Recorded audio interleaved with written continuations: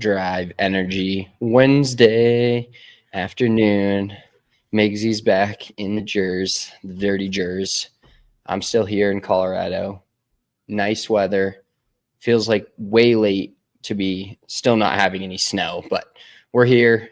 Big Drive Energy live on a Wednesday. We're going to talk about Ben Griffin's win, Aaron Rye's win, Caitlin Clark and Kai Trump playing in the Pro-Am, Scotty Cameron dropping their zero torque line, and a bunch of other topics. Rory, Middle Eastern Patrick Cantlay. We're going to talk about zero torque putters, and we're going to talk about golfing, what we did last week, 2 weeks ago, golfing with our guy Kevin, and just I've got some thoughts on golfing with random people because there's a stigma around it in the golf industry, and there really shouldn't be.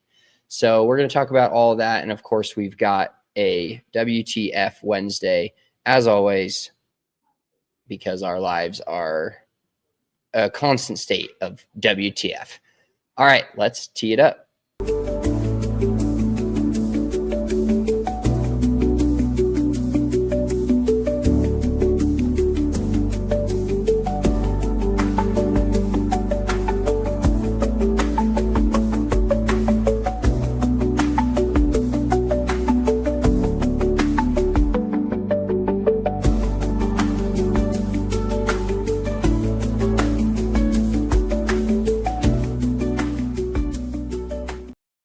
Big Drive Energy live, and it feels like we had golf this weekend, but it still feels I'm kind of ready. I know we're not having the Century Tournament of Champions, but I'm ready for everybody to be back. I'm ready for the golf, like the Thursday through Sunday every single week, being able to watch professional golf and just our shitty gambling picks. Yeah, just give bad picks and be angry that my guy's missing par putts and things, like, dude, I'm missing that a little bit. I am too. This is kind of like the doldrums. There's not that much of the golf year where there's not a lot of golf, but this is kind of part of it where the fall series, you really don't care that much, unfortunately, unless you have a rooting interest. Like there's one of your favorite players is on the bubble or whatever, which got to give a real quick shout out to our boy Davis Bryant. He got preferred status back on the DP World Tour. I think he had to go to the final round of Q School because he was like 114th on the order of merit or something like that, which is kind of interesting considering I think he had like 3 top 5s or 2 top 5s and a top 10. Like he had some good starts. So I don't know if they were just lower level events or whatever, but either way, he's got his status back. So we're going to be keeping an eye on him, hopefully having him on the pod here in the next week or two. Now that he's back from, I think, India, making those guys travel to the Middle East for, I don't even know what India is considered Eastern. It's not even Europe. It's Asia. I don't even know. Is India in Asia? Is that a thing? Or is India just its own thing? Because India is fucking huge. Like I know that. That's all I got. But what I was going to actually tell you. Oh yeah. It's massive, bro. Oh dude. I think it takes up like 1/5 of the world's population or some shit. Yeah. It's like China. It's about half the size or 3/4 the size of China. And I think its population density is like the highest in the world. So it's not let's let Davis talk about it, but I don't think India was probably his favorite stop he made on the DP World Tour. But what I was going to mention was, have you seen the pictures of Kapalua now? Because they've brought I don't know if it was Tom Doak or somebody's design team back in, and it's all resodded. Like it looks ready. They could have had the fucking Century, and they just still ixnate it. Like I get it. It's 2 months out or whatever, and you can't really have an event up in the air 2 months out. But it is fully green. It looks like it's ready to roll. So that kind of pisses me off.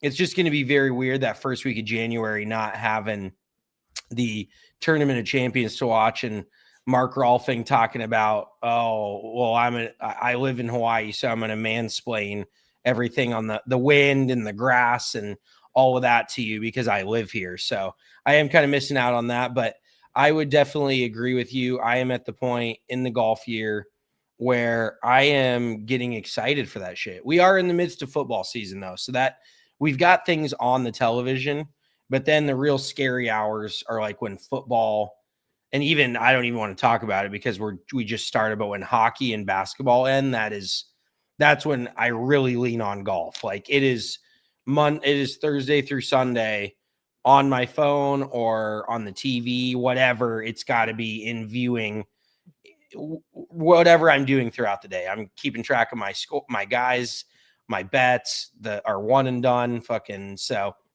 Yeah, crashing out when your guy makes bogey on the first hole of a 72 hole event. You're like, yeah, I fucking knew it was the wrong pick this week.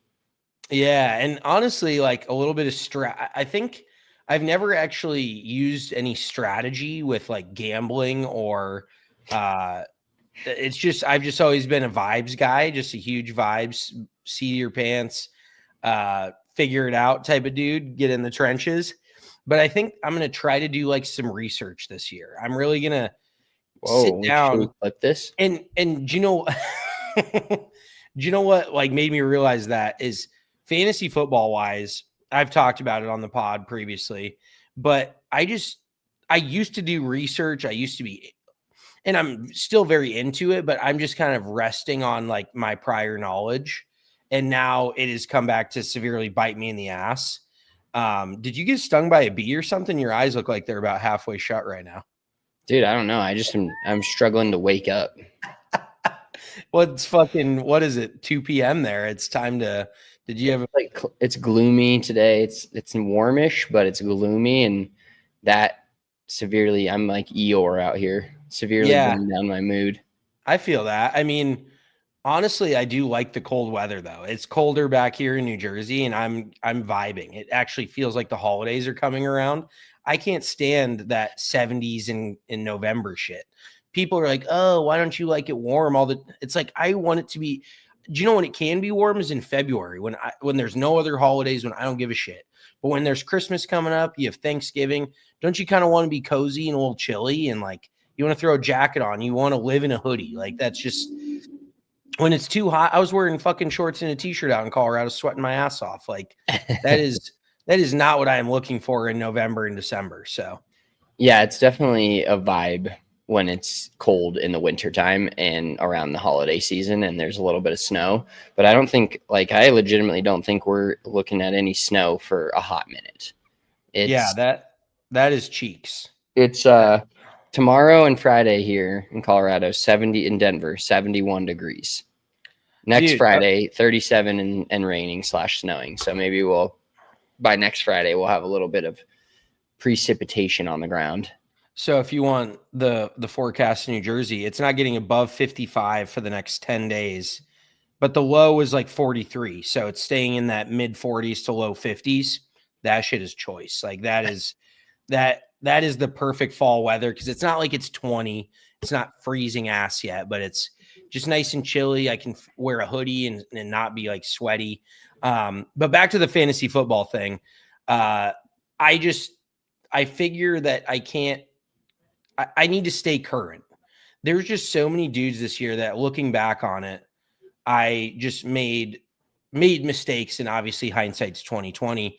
But I would say the dude that's probably bit me in the ass the most in every league is Kenneth Walker.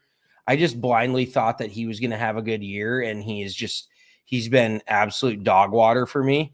Along with Bucky Irving has really hurt me as well.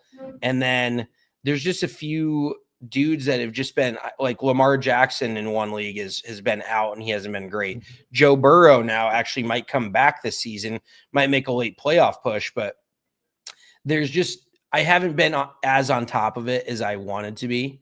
So I'm striving. I'm putting my foot in the ground. I could still win maybe a league this year, but last year I won 2 and finished second in 1. So, it's a pretty good record. So this year you're having a rebuilding year. Yes, I have one team that's 3-7 right now, and that's flat out like that's just not me. No, I'm not. And it makes it not fun into this time of the year where you have to do your due diligence to your league and set your lineups to if you're playing somebody that's in the playoffs or whatever, and you don't want to leave a bunch of guys out that are not playing and leave him in your lineup. But at the same time, it really brings the vibes down. That's why this is about the time week 11 in the NFL or week 12, maybe 11, where fantasy football becomes, I'm going to win this league, or I'm going to have a shot, or I'm all in, or I'm all out. Like if you have like 7 losses, 6 to 7 losses, usually at that point, you're kind of just toast. And that makes it like lame. Well, and the other frustrating thing, like this league that I'm 3-7 in, Travion Henderson. So it's a 4-man keeper league. I got Travion Henderson with the 2nd overall pick because there's so many guys that are already being kept. Ashton Genty went number 1 overall. And then I took Travion Henderson at number 2 because running backs are just at a premium. And then Henderson has been non-existent until this last week, which was phenomenal, but too little too late there.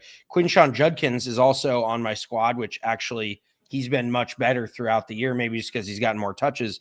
But then like DJ Moore's been such a bummer. Brian Thomas Jr. can just get sent into the sun. I can't stand that. Yeah, same. He pissed me off. Oh yeah, and just he was out this week, and I was like, oh well, no different than if he'd played fucking 60 snaps. Yeah, exactly. I almost prefer he's out because then I don't have to have the FOMO of like, I can't, if I don't start this guy, he's gonna have 25, but if I start him, he's gonna have 6. Like, there's just no question about it. And this league is also on the CBS Sports app, and that's just a real fucking bummer.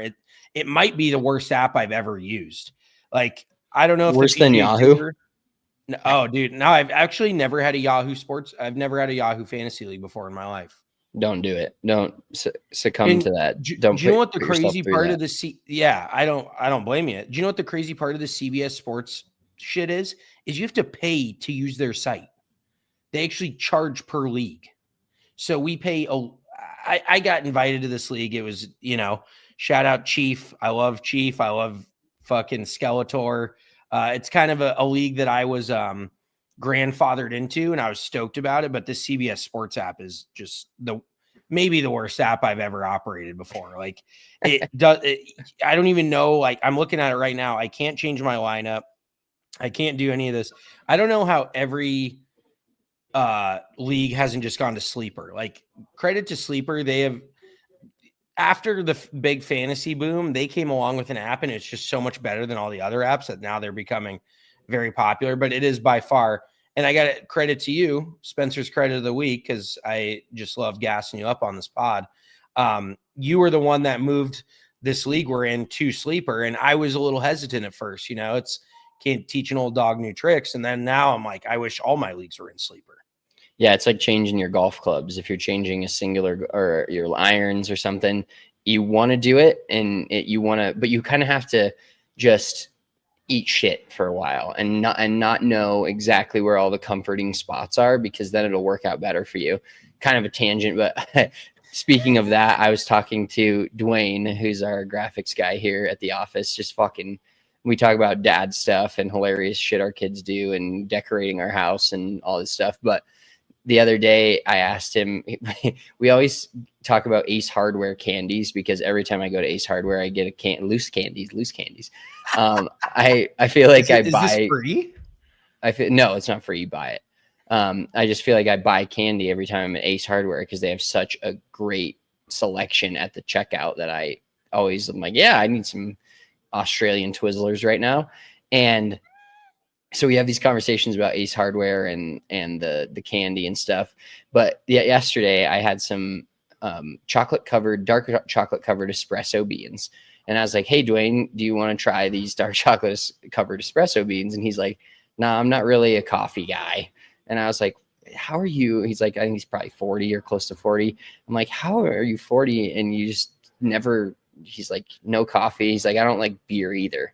And when I thought back to it, like, beer, coffee, wine, like the first 10 times you have it, it's not good.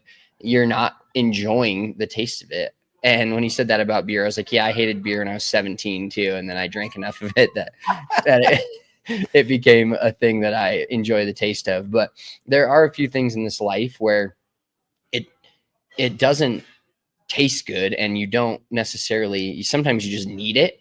and then you need it enough and you drink it enough to where I don't know if I really like the taste of coffee to this day, but it's just a thing to have a cup of coffee. I'm more of an energy drink guy, but like you just force yourself to drink things long enough because in this fairway of life that you're walking down, you're gonna need fucking coffee at some point. I'm like, dude, so you're just living off. He doesn't do energy drinks. I'm like, you just fucking wake up and raw dog the day without anything. It's crazy town. You're like, I'm tired of shit. I wish there was something that could help me out with this. Maybe like 100 milligrams of caffeine. But no, like coffee for me and like liquor, my life is just a consecutive line of little treats that I lay out for myself to go from day to day.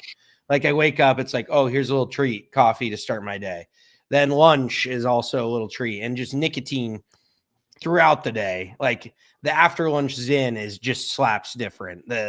Then you have a snack in the afternoon. Then happy hour rolls around. You have a cocktail or two. Like I'm just laying out little treats for myself. You're just constantly got the carrot in front of you to just keep moving along in this world. I self dangle this carrot out in front of me. It's that Family Guy. Ooh, piece candy. Like I just keep going through life. Ooh, piece candy. Ooh, piece candy. So coffee is definitely not like, I actually haven't been drinking a lot of it these last 2 weeks because my stomach, like I have had no problem there going. So I'm like, I don't need coffee, because that used to be like, oh, have a cup of coffee and some nicotine and you won't have a problem. Now it's the opposite of that. Like I already have a problem, and now it becomes more of a problem. So I actually haven't been drinking coffee, and I've realized that I really don't need it. I just like want it because I'm not drinking some Folgers black dog shit. I'm drinking the premium Folgers hot bean water. Yeah, I'm making lattes at home with this fucking cinnamon sugar. Oh, the words I could use right now are just to describe what kind of coffees I have. But everyone's like, do you actually like coffee? FFTs. You have an FFT every morning. Oh yeah. My life is just consecutive FFTs, one after the other. But yeah, I don't love coffee. I love what I put in my coffee and what that makes it taste like. And I don't even love how it makes me feel. So I actually might. And another big thing as well, which I think you'll give me credit for, I have dialed back to the threes in the Zen category, because I think sometimes like the sixes make me feel like I'm losing my mind. Like, especially in the morning, if I wake up, have a cup of coffee, don't eat anything until like noon, and by then I've had like 7 or 8 Zens minimum, maybe more, like at least half a can, if not more than that. I'm finally like, my body is like about to implode. Like I don't think I can mentally and physically handle it. It feels like I'm in a wire cage just fucking shaking the walls. So I've dialed it back to the threes, and I really haven't been able to tell that much of a difference. And they don't make me like nauseous and make me want to gag. So maybe that's a good thing. Maybe and it's kind of a self-reflection. I don't want to get too deep, but there is so much shit that I do now that I would have called myself just a giant pussy for 10 years ago. Like, I'm like, dude, quit being soft. And I've even called you soft. And then I have to eat crow and be like, I can't do this anymore. Like I need to dial it back. And maybe it's just a realization of like, oh, maybe I should stop talking so much shit to everybody that doesn't do everything that I do. Cause at one point I might switch it up. I might throw a change up in there. So it's been a humbling moment, just dialing it back from the sixes to the threes and getting off the coffee and just trying to get my body right. My body's a temple. I was going to have like a serious sit down talk with you at some point and not be your dad, but you got to like, we'll just do it here. You got to get this stomach shit figured out, bro. Like you got to just dive in and figure out what the fuck's going on. I think I got to go to the doctor. Yeah. But something. It actually does feel better these last like couple days. I honestly think that I have a parasite of some sort floating around in my body, because I don't know what's going on, but it has gotten much better and I feel more normal.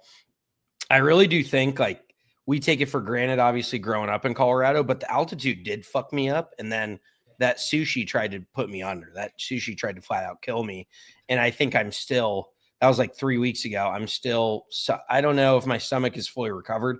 So I don't think we have any doctors that listen to this, but if you have any recommendations as to what I can do, that would be great. But the stomach has somewhat straightened itself out. I've just been like taking it a little easier on myself. I'm not, I'm not going as hard as I normally have. And shocker. It kind of helps. Yeah, isn't it? It's funny when you don't want to do something because you think it may work. You're like, I think this may help me, but I don't want to do this because I Yeah, you're like, am I going to have to what I'm keep currently doing this doing. forever? Yeah, I'm not going to get into my dietary restrictions on this podcast, but I really don't think it's anything that I'm generally eating. It's just it's a roller coaster, dude. It's I mean, I know you've been through it as well with your stomach, but there's nothing, you take nothing more for granted than you're like feeling normal than when your body, like either when you have a cold or you have a bad stomach or or an injury, you're like, God, I would give anything to feel normal. But when you feel normal, you're like, who gives a shit? Like this is just standard. So I actually want to talk real quick about switching golf clubs, because I've kind of, before we get into the other golf talk, I've kind of considered, like, I'm at the point where my driver is probably 4 years old. Yeah, 4 years old. And my 3-wood's like 6 years old. And I'm at the point where I'm like, do I be that guy that just plays the same shit, or do I actually go in the search for better? Like, obviously I know what I have in my bag and I know what that gets me, but do I go out looking for more, or do I just stay home? And on top of it, I don't get free clubs anymore. So I'm like, do I want to spend $1,000 on it? It just goes back to like your routine. I'm used to this. This feels good. It might not be the best thing in the world, but I know it. I like it. Do I go in the search of better with potentially getting worse in the process? Yeah, it's changing golf clubs is scary. Just the thought of it scares me. I think I will be in this groove and playing the same golf clubs I have now for at least another 5 to 6 years, because not getting free clubs just puts a huge damper on it when you actually have to swipe your credit card for thousands, sometimes of dollars, to get a new set of irons or a new driver, new wedges. Luckily, I got a new 3-wood this year with our winnings from the tournament that we played in, so that was nice. Flip a little pro shop credit into a new 3-wood. But yeah, I can tell you with pretty much utmost certainty, I won't be changing any of my golf clubs other than my putter, which I change a lot just in general. That's how I am.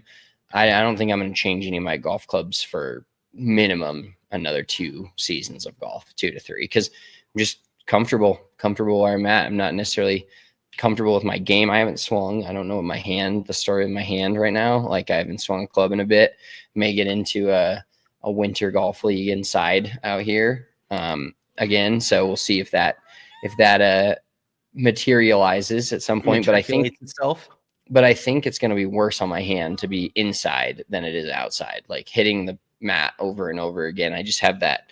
And now I've got this internal fear of trying to pick it and not take a divot or not hit the ground too hard. So I'm kind of in a blender, but I'm also kind of content with not playing golf. Like, the last couple of days, it's been nice enough to where I'm like, ooh, maybe I'll sneak out for a little bit. And then I think about just doing it, and I'm like, oh, that just doesn't sound like what I want to be doing. Yeah, I mean, we played a quick niner, but I actually want to talk about, we're already talking about changing clubs, but one of the topics was of the pod was this whole zero torque thing, and like what a zero torque putter is, because I got to meet with Nico Adell, who's the son of the founder of Adell Golf. And I am now repping them out here in New Jersey, which is cool. Still don't have samples and stuff. That's going to be coming down the pike here soon. We'll see when that happens. But I met with Nico Adell for like an hour and a half to like learn more of the fitting process and things like that, and just see a lot of their technology, because it is a very close team of like 6 dudes that work at Adell. They obviously don't hand mill themselves now. They've got a milling, at least the team in Colorado. They have a team back in Texas that does all the milling and stuff. But I got to kind of learn what zero torque is, because I don't know if you knew this, but zero torque has been around. Like Adele was the original zero torque putter. And so that's what Nico and I talked about. And I'm like, so what, like I asked him, I'm like, why didn't you guys trademark this? Like how, and he's like, cause you can't trademark physics. He's like, we were the first ones to discover it, but you can't trademark something that is a universal, you can't trademark science. You can't trademark, there's no specific thing that they could actually trademark or copyright or whatever. So he was telling me all about this zero torque shit. And it honestly has got me kind of convinced to switch putters.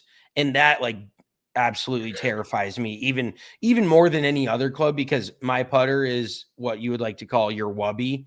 It's just, I've been with the same putter for longer, for three presidencies, like it, maybe more, Yeah, maybe four. you had a little bit of an affair with it when you bought the Jailbird for a bit, and then you went back. You had to go back home.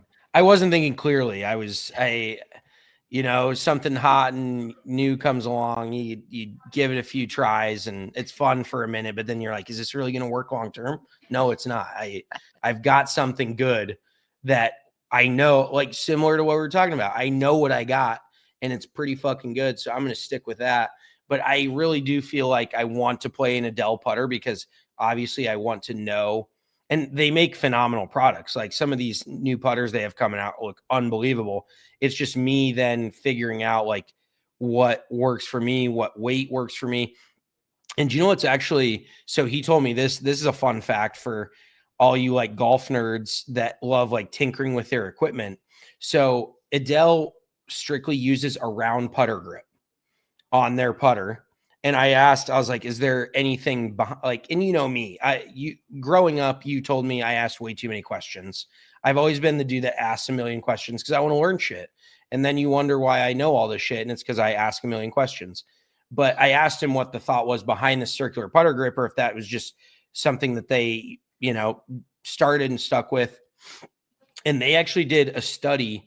I think it was at University of Texas at El Paso, UTEP, one of those, or UTSA, one of those colleges. They did a study. I don't even know if it was, it was a college thing, obviously, but I don't know why they did this study. But I think they just took a group of like 100 golfers and had them align with a circular putter grip versus a squared off or a different shaped, what the fuck, whatever, a non-circular putter, flat-sided one. Yeah, flat-sided putter grip. And 85% of people aligned better with a circular grip because they're not predisposed to twist it in their hand more. Because however you set it down with the circular grip feels correct. So generally speaking, your first instinct is correct, and then you're not tinkering with it afterwards and either opening the face slightly or closing it. So if any of you are struggling with putting and you want to try something else, go full circular. And the grips are amazing too. They're like handmade leather from Texas that they do these grips in.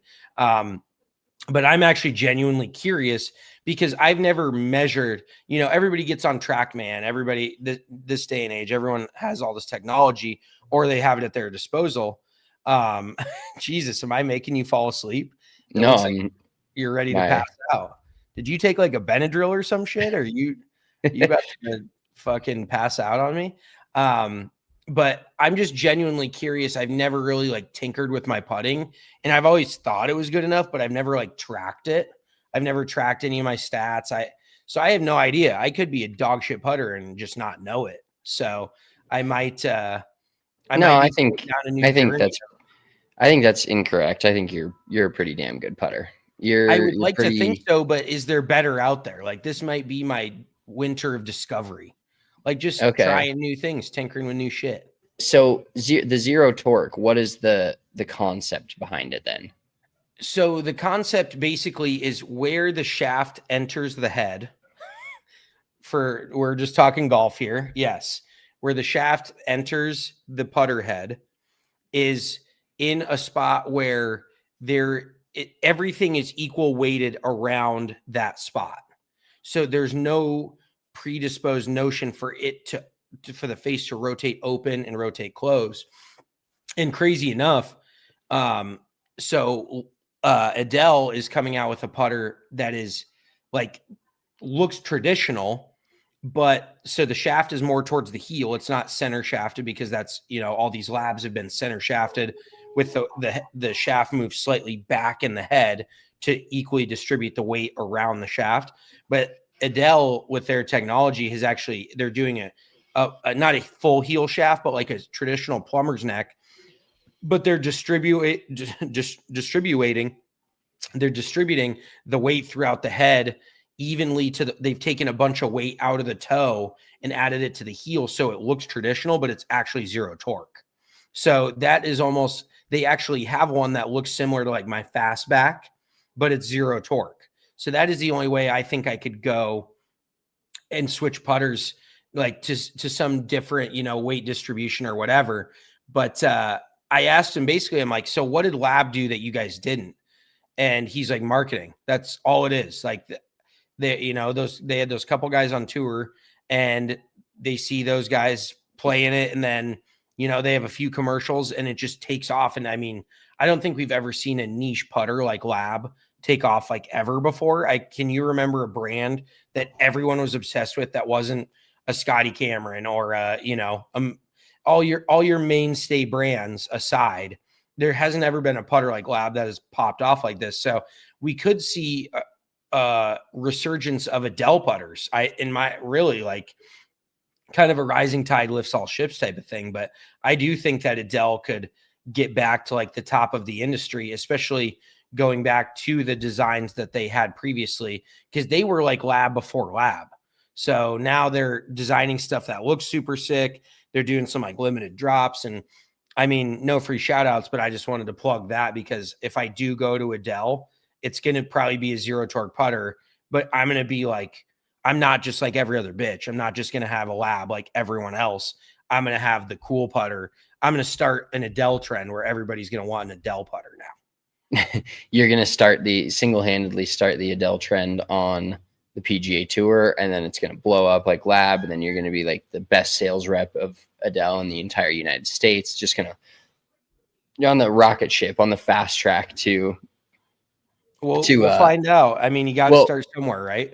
Yeah. So speaking about putting, we'll loop this into Ben Griffin a little bit and his win at the Worldwide Technology Championship at El Cardinal this past weekend. But so a pretty interesting scenario for him is obviously we know Ben Griffin, 2-time PGA Tour winner this year, 1.5 time before this weekend. Now 2.5 times he shares the win of the team event, but widely considered one of the best players in the world right now. Of course, official world golf rankings aside, just one of the better players, played in the Ryder Cup, was one of the best 12 Americans, and just has kind of had a resurgent career this year.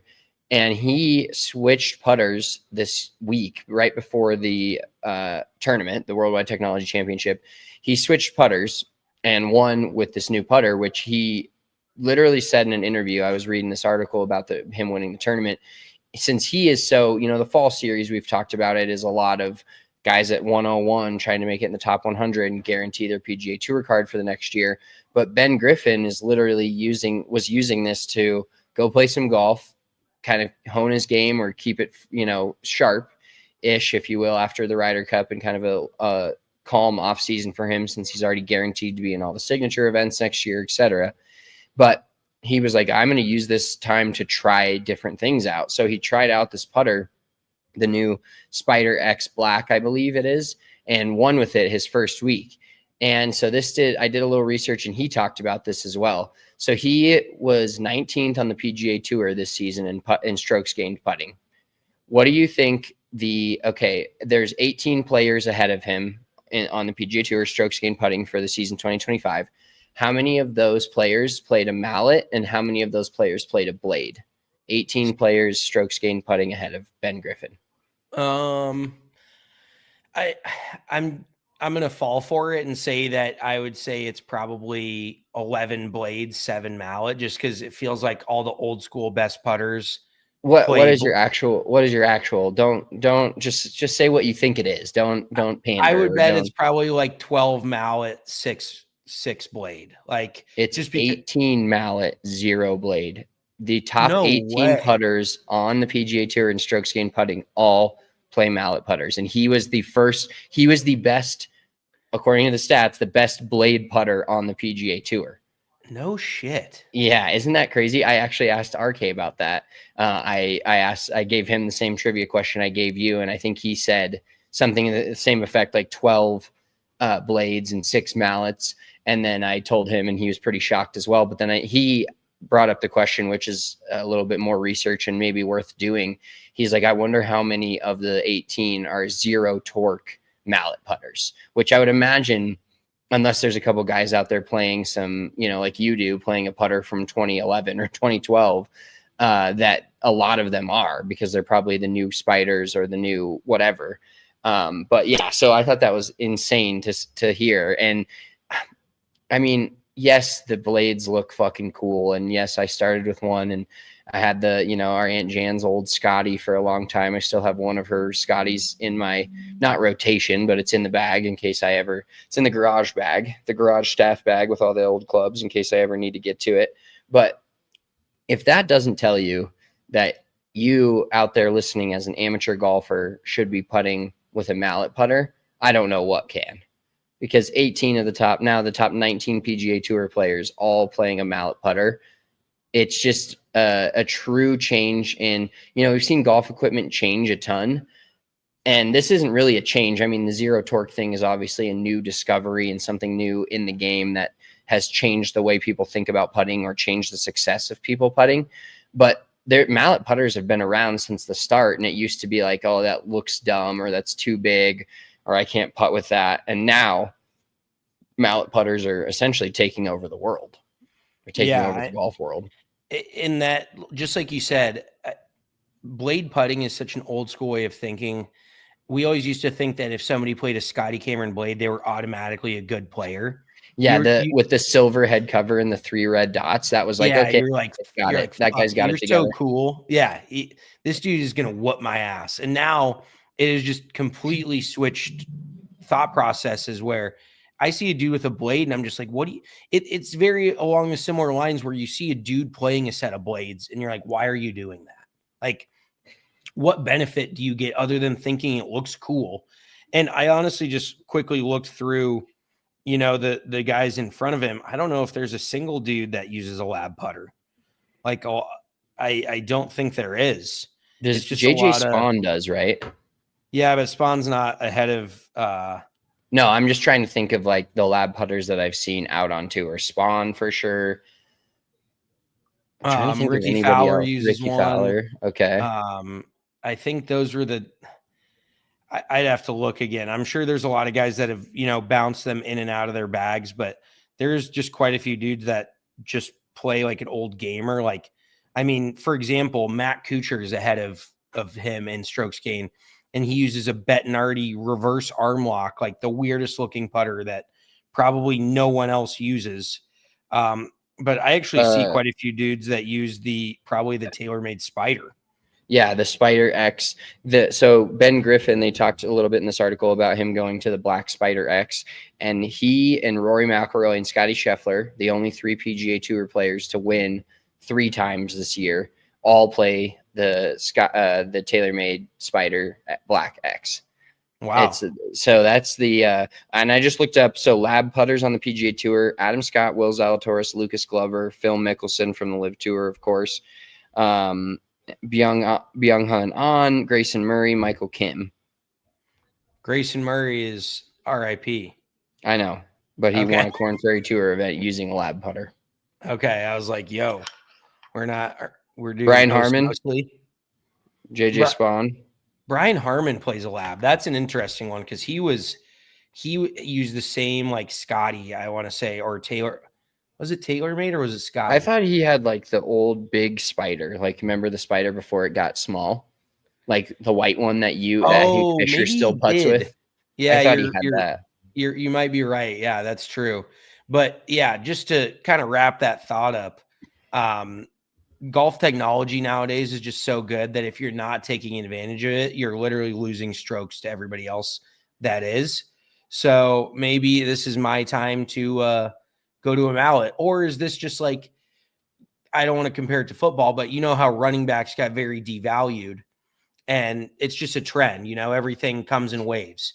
Now running backs are a very high valued position where guys are starting to get paid. Like, is it just a trend or is it a long-term thing? Maybe this needs to be further researched throughout the years. Cause I mean, first guy that comes to mind that's a really good putter with a blade, who do you think of?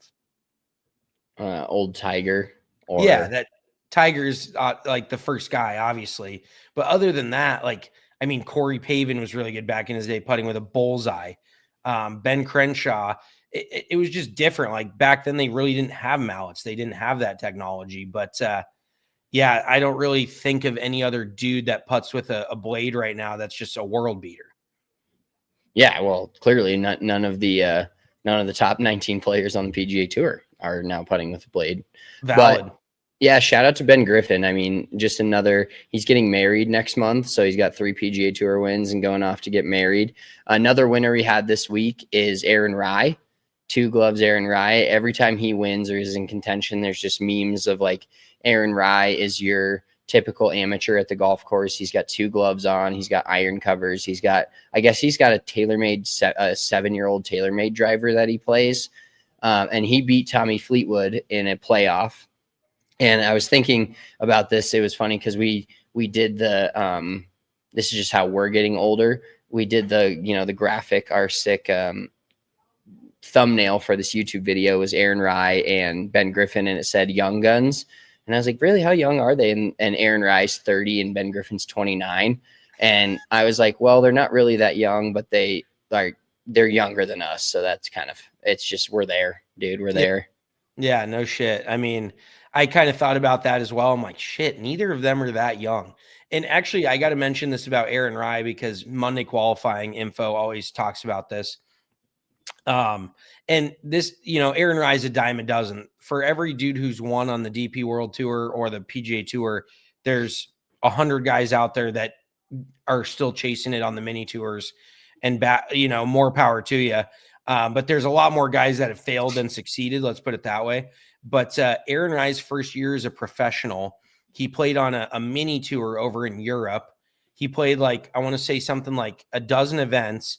He made $800 and finished 115th on their order of merit, playing somewhat of a regular schedule. So it just goes to show you that you don't have to be a world beater right off the bat to then go on and have a phenomenal golf career. And just super cool. Like the dude is the epitome of a grinder. And I actually saw this Twitter video. He hit 2 drives on 2 separate days that were both shot tracers, legitimately cut 4 yards and had 170 ball speed on the exact same hole 2 days apart. That's how repeatable this dude's golf swing is. And that's how many times you can tell when I tell an amateur to get into a routine, I would tell them to go watch Aaron Rai and then speed it up by about 10 to 15 seconds. Because he is one of the slower dudes out there. Almost find a way to put it on fast forward. Yeah, make it 1.5x. Yes, exactly. 1.5x that shit. Almost drove Matt Kuchar to kill someone in the Wyndham a couple years ago when he hit that tee shot randomly and then refused to play the 18th because Aaron Rai was just grinding over 2-footers in the dark. But I mean, to be for real, his routine is so dialed in that he never wavers from it. He's so consistent with his golf swing. He doesn't hit it that far, hits his long irons great, hits it dead fucking straight or a baby cut. And he is truly a dude. And it's funny when you put Ben Griffin and Aaron Rai next to each other, because Ben Griffin is a dude that visually swings very hard. He's made it a point to gain speed, to swing harder. It doesn't look pretty. Aaron Rai holds his follow through every single time on balance.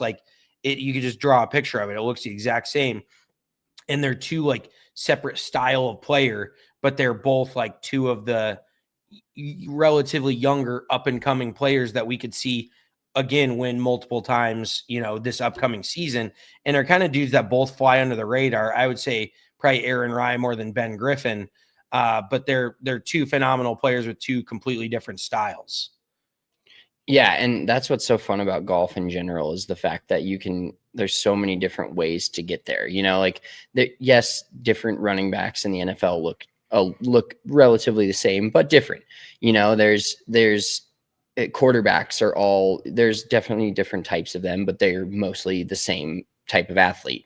Defensive linemen, linebackers, safeties, they all kind of have these body types. And then you get to golf and there's just so many different ways of doing it that it's just fun to see the different skill levels of people that like you can, we do it a lot when you play, like if you ever play golf, competitively, you'll go to the range, and more as a kid than you do now. But like if you play in a tournament in high school, you go to the range and somebody can look intimidating and then they're just not that good. And then also somebody can just look like you're like, what is this guy even doing here? And then like you me? can just, I mean, it depends upon if you're actually watching them hit balls or whatever, but a lot of the times what you see is the opposite of kind of what you get in the game of golf. For sure. And I feel like that's sports in general. Like when you get to an elite level, and actually Daryl Serbo told me this like 10, 12 years ago, like you have your outliers of people that are physically much more gifted than you. But for the most part, once you get to a high enough level, everyone has the same physical tools. And where they really differentiate themselves is their mental ability and their mental fortitude.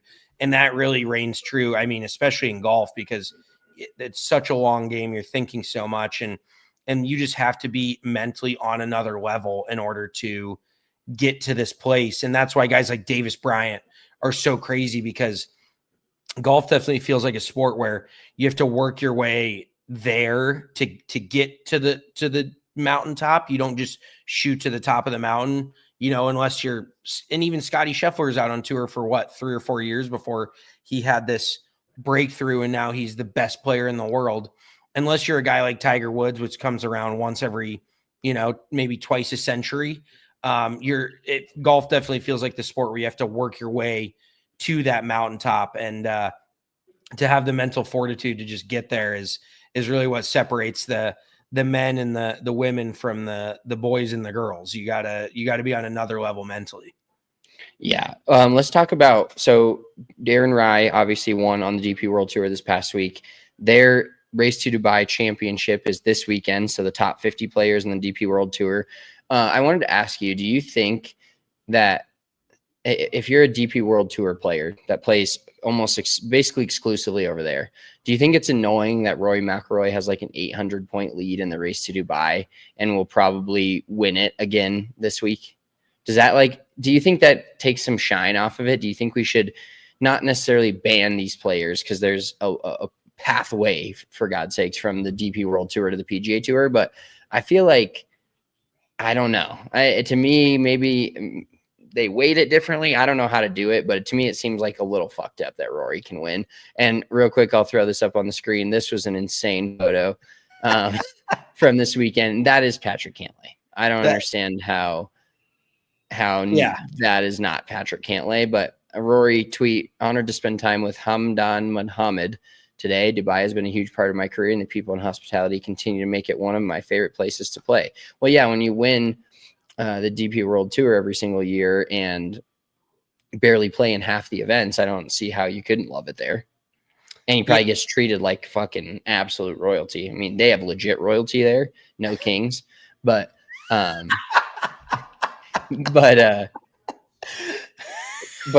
I can imagine it's a great spot for him every year. Yeah, who doesn't want to go over there and get treated like a literal king? Hashtag no kings, like you said. But I'm sure Rory, the hospitality's through the roof. That definitely is Patrick Cantlay. I'm glad he finally found some headwear that fit his giant melon, just a burqa. I think that's what you call it. I'm not even sure. I'm not going to go any further down that because I don't want to fuck it up. But that photo in general kind of bugs me because it's basically live golf. Like, oh, these people in Dubai, they're clean, right? They're fine. But Saudi Arabia, totally different. Like, it just further perpetuates the irony of what Saudi Arabia is harassment. Dubai is flirting. Yeah. Same shit. Dubai is just flirting with more money. Yes, Dubai is flirting. Saudi Arabia is call HR. Like that is that that is This might be the 100%. last podcast we ever do. It is so true though. Like, and it just goes to show you, like Dubai is, and all those people have totally changed their identity. Like, where their money, all their money's coming from the same fucking place. Like, they all believe the same thing. It's just, it is so blasphemy that somehow everyone has bought into thinking that Dubai and anywhere in the Middle East is different than the other, and maybe that's just me being ignorant, which I definitely am, but pretty sure it's all the same shit. So that's just very ironic for Rory to grovel to these Dubai, this Dubai royalty, and then, Liv, where did their money come from? It's all just bullshit. Like I can't even deal with it. But yeah, I would say, unfortunately, in order to beat the best, you got to be the best. Rising tides lifts all ships type of shit. So like, yeah, if you can't win the Order of Merit, then you can't win the Order of Merit, but you can finish in a very high position like Marco Penge is going to do. He played very well this last week, along with, shout out, Andy Sullivan played really good. He's like one of my favorite big name guys that I like to follow, and I always like to see his name at the top of the leaderboard. But I don't see, I see how it would piss them off, and maybe they could do a full-time race to Dubai versus a seasonal, what do they call it? Snowbirding. Like Rory just goes over there and snowbirds. He picks his spots. He plays, the first couple of events over there, and then he comes back for the Scottish Open, the Irish Open, shit like that, when it's basically his holiday from America for 2 weeks. But yeah, it would bug me if I was a player there, for sure. But unfortunately, that's just, you play better. That's kind of how it works. Although this world golf ranking shit has been fucked up for a while, and it's going to continue to be that way. Which I don't know if we'll see any changes, but yeah, the fact that they can get like DP World Tour points for like majors when it's not on the DP World Tour. Like, do you get those PGA Tour?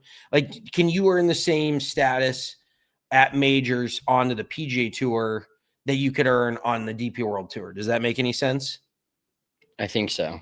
Because majors, like part of the reason that Rory's that high up is because the DP World Tour acknowledges the Masters, all the majors, as part of their race year-long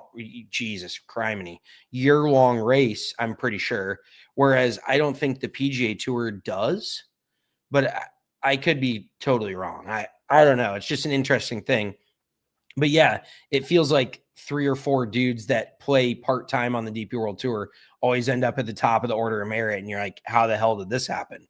But the other lower level DP World Tour events just don't get enough shine. And unfortunately, like, you win the India Open or some shit, nobody cares. Like, you got to win either the Scottish or the Irish or the British. Like, those are 3 events that people really seem to give a shit about over there.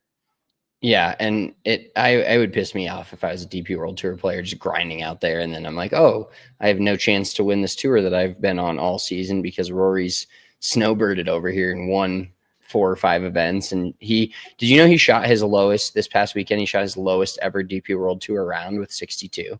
Kind of insane to think of all the rounds he's played in all the years he's played on the DP World Tour and in some of the events that now at this age and is the oldest he's ever been, the youngest he ever will be again, ends up shooting a 62. Good for him, dude. I mean, he's had a phenomenal year, and now he's climbed the mountaintop. We'll see if he's got enough motivation to ever win another major. Yeah, let's get into Caitlin Clark and Kai Trump are playing in the Pro-Am this week. I'm going to attempt to – we want to do – So go ahead. I need to specify Caitlin Clark is playing in the Pro-Am. I think Kai Trump got an exemption into the event. Like, I think she's playing all 4 or probably 2. I assume she's not making the cut because I've seen her junior record, and it's not anything to write home about. I think she's like a decent college player, but obviously the name carries some weight. But Caitlin is only playing the Pro-Am day, which is the one day, and then I think Kai Trump is playing the full tournament. Okay. So we want to talk about Caitlin Clark's swing. I'm going to see if I can get this to pop up here. Let's see if we can do this. Let's see if producer Spence. Is it Well, working? this is Oh, Sophie no. Cunningham taking somebody's Making head the off. turn in this Wednesday Pro-Am. Here is Kate at the tip. All right, let's pause her. Okay, where's she at right there? Is that a decent position? Not really. She needs to get a little bit longer. I'm kind of. I don't know if this is a knock or not, but she kind of swings it like an amateur male. Like she looks like a dude who just takes it up to her right hip and then tries to fire it through. I know she's a pretty good player, but it's not a terrible position. It just looks very amateurish, which I would think Caitlin would have it slightly more dialed. Okay, let's go to the top. All right, let's go to the downswing. Where is she at right here? That is actually a very good position. She could probably just gain a little bit more speed from actually getting a little bit of a bigger turn on the way back and getting her hands a little taller and deeper around her. This is where I don't know why does this drive me nuts? I'm not, so I've admitted this on the podcast before, and I'll say it again, and you know exactly where I'm at. Why does this look? What is this so fucked up? Like I can't necessarily say it's why it's fucked up, but I can just see in my eyes that it's not like that follow through. Like there is fine, but let's go back like right. Yeah, it's just throwing the club over the shoulder. Yeah, like why is it need? Is that the out and around that you always talk about? Is that what that is? Well, that basically that follow through is a cause of the club face being open. So I would assume her grip is relatively weak. It looks like she's a fader of the ball, and her club face is not in a strong spot. So you can tell her path reroutes way to the left through impact, and then her arms outrace her body going through into the follow through because she's trying to square that club face up and kind of flip at it at impact. So that's where you get that follow through of like throwing it over the left shoulder, where her body is clearly not facing her target yet. And then she eventually gets there, but her arms are greatly outracing her body. And that's why her follow through looks like that. I'm sure Caitlin will have plenty more off seasons to get her golf game dialed in. And just like any other athlete, I think she's obsessed with it. She absolutely loves golf. So, this is my free admission to Caitlin Clark. If you want some swing help, I would be more than happy to assist. I would assume she's going to have one of the top teachers in America helping her at some point, which could be me. You never know. It's never going to be me because I don't get into that political bullshit. But I will say that she probably needs to fix her grip. Probably needs to strengthen her grip a little bit, get her wrist angles dialed in, and just make a little bit of a bigger turn going back. It's just typical amateur swing. Like she needs to make a bigger turn, but I would almost expect her to have a little bit of the longer flowing swing like a lot of the LPGA Tour ladies have. So she just needs to lengthen it up a little bit, get that club face a little stronger and just turn through it. Like it's much easier said than done because I tell people to do that all the time. And obviously it's how you turn through it. But yeah, I think she will continue to improve. It's just not that impressive right now, frankly, Caitlin. I'm kind of disappointed. All right. Well, I want to get to one more thing real quick before we finish this pot up with What the Fuck Wednesday. We played golf a couple weeks ago at Overland Park, just an afternoon niner, me and you out there walking, incredible vibes. And we played with a guy named Kevin, and not that he was like anything special, just a normal dude going on a trip to Oahu the next day. He was down. His girlfriend lived by the course, so he just showed up and played. And I thought about it afterwards, and it's not eating at me is the wrong way to phrase this, but like it does bug me the more I play just regular golf with. Now, I love playing with my friends. I love playing with three buddies, especially some buddies that I don't get to see a ton, spend 4 straight hours with them, play golf, whatever. But it's kind of bothered me the more and more the older I've gotten and the more I've played with just random people, how much people hate it and don't embrace. Like, I know this sounds very insane for me to say because you always give me shit for not being very outgoing, and that I'm not. But in that case, I'm trapped around that person in the same group as that person.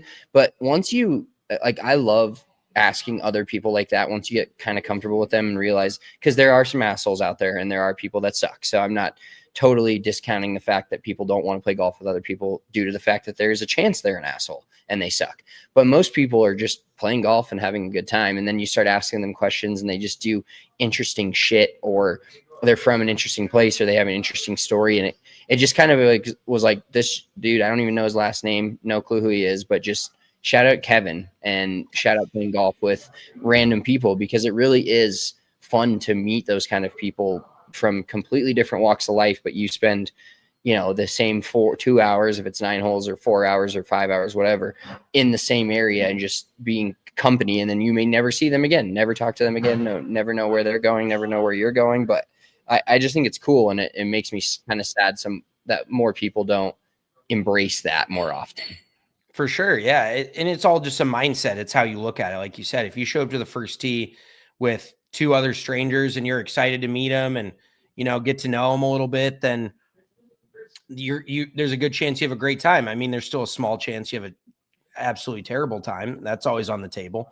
But it's just, if you go up to the first tee and expect to have a shitty time, then you probably will. Like, it's all a perception. But yeah, some guys do suck. But for the most part, you're going to meet some people. Like, I can't say I've truly met like a lifelong friend by just a random pairing up round of golf, but I've met some interesting people that I still probably contact from time to time. And if I'm in the area, I'll hit them up to play around or whatever. Like, it's just unfortunate that everyone is so predisposed to be pissed off when they get paired up with somebody else. Like, just go out and have a good time. That's, at the end of the day, golf is just supposed to be fucking fun. And if you're not having fun, then what are you doing?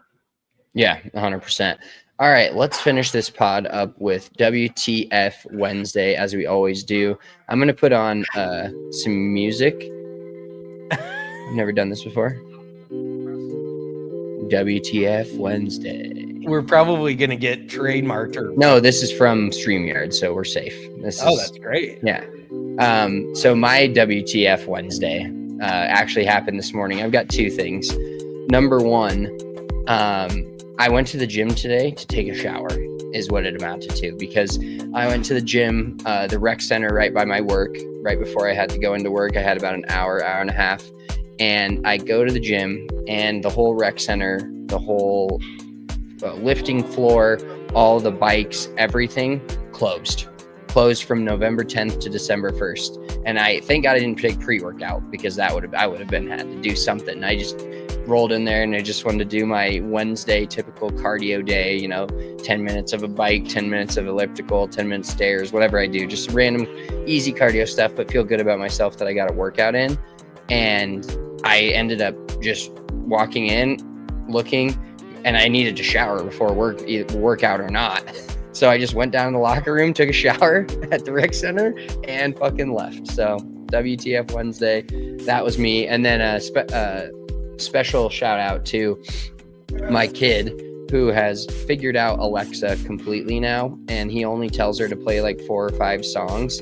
And so all today, basically going into the day, because he knows how to tell Alexa to turn on these songs, I've just been singing this Christian song, Father Abraham had many sons, and I'm like living my life singing this fucking song in my head, because my kid's got Alexa dialed and just gets her like, and I'm not going to keep telling her to turn off, it's just hard. But I have these songs stuck in my fucking head all day, and it's terrible.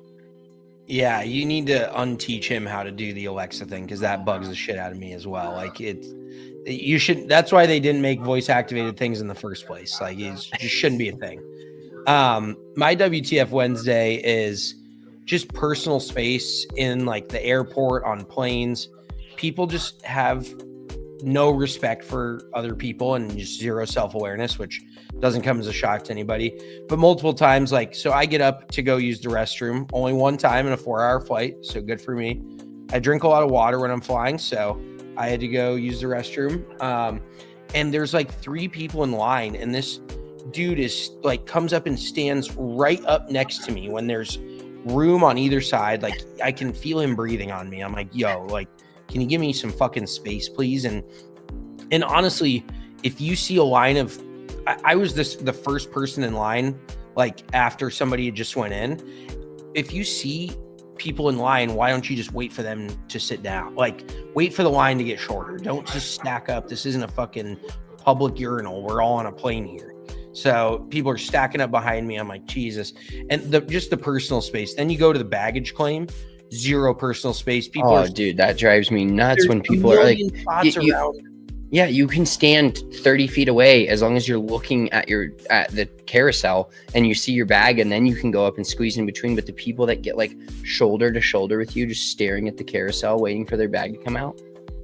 Where do you learn that? What is that? Yeah, just a general lack of respect. And then we're getting ready to leave the airport yesterday, and we're sitting inside like by a window, and this chick legitimately comes up and stands 2 feet away from us in a space where there is not another person within 300 feet of us. Like, she's fucking with you at that point. Missy legitimately looked at me and she like wanted to MF this person, because it was just this old unaware lady, like not old, but old, like a boomer, like old enough to just be not give a shit about anyone else.